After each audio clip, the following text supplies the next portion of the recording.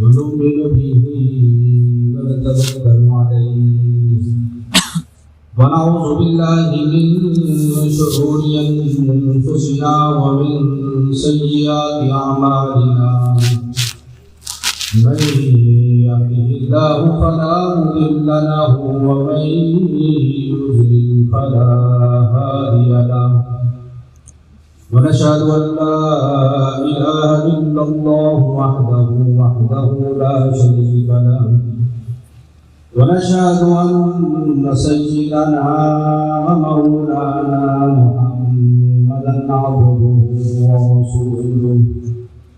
أما بعد فأعوذ بالله من الشيطان الرجيم بسم الله الرحمن الرحيم قل هل يستوي الذين يعلمون والذين لا يعلمون قال النبي صلى الله عليه وسلم من سلك طريقا يلتمس فيه علما سهل الله له به طريقا إلى الجنة أو كما قال عليه الصلاة والسلام صدق الله العظيم وصدق رسوله النبي الكريم محترم علماء کرام اور دور دراز سے آئے ہوئے مہمان اور طلبہ طالبات، آج الحمدللہ مدرسے کا 84واں تعلیمی سال اختتام پذیر ہو رہا ہے۔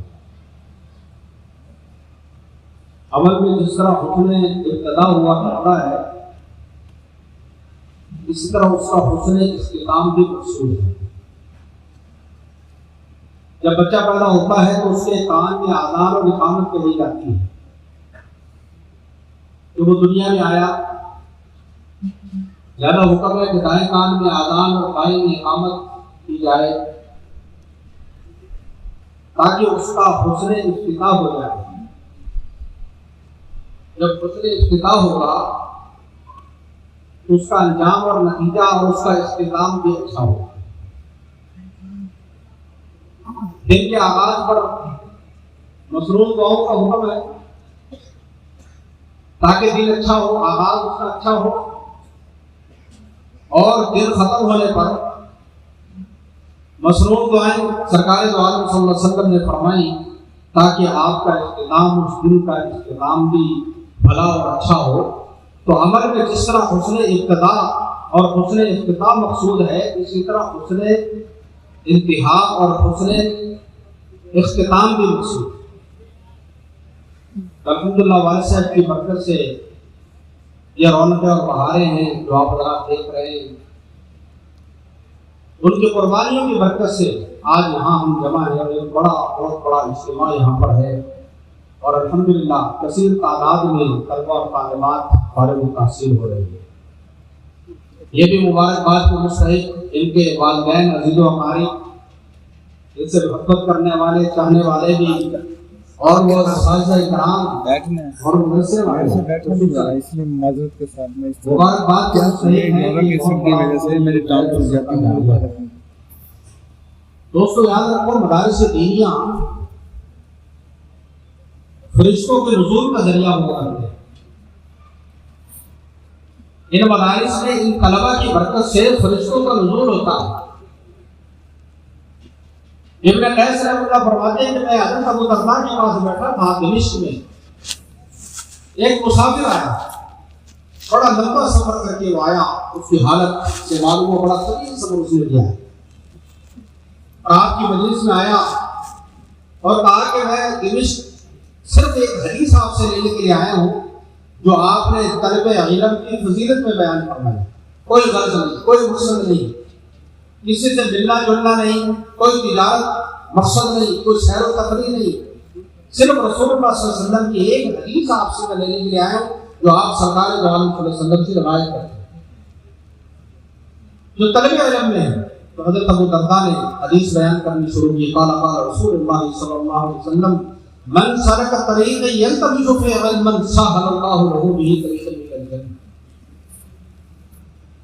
جو طلب علم کے راستے میں جو شخص چلتا ہے، اللہ تعالیٰ اس کے لیے جنت کے راستے کو آسان فرما دیتے ہیں